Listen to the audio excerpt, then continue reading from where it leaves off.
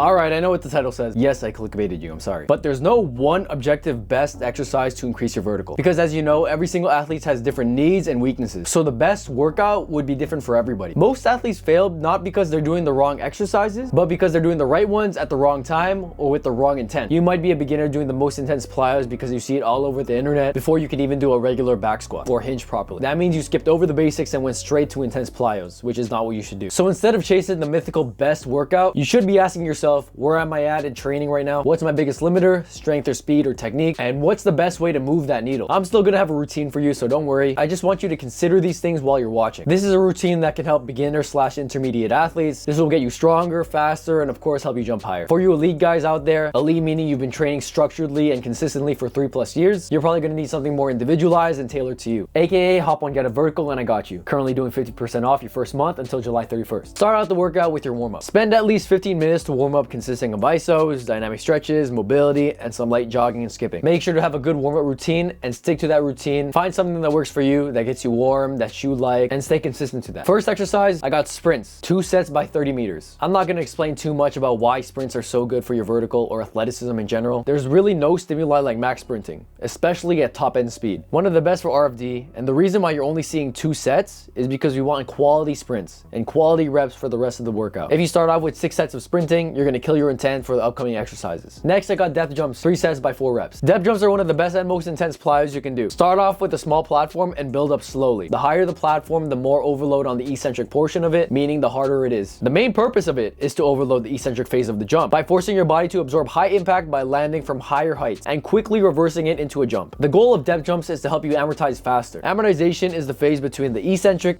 and the concentric.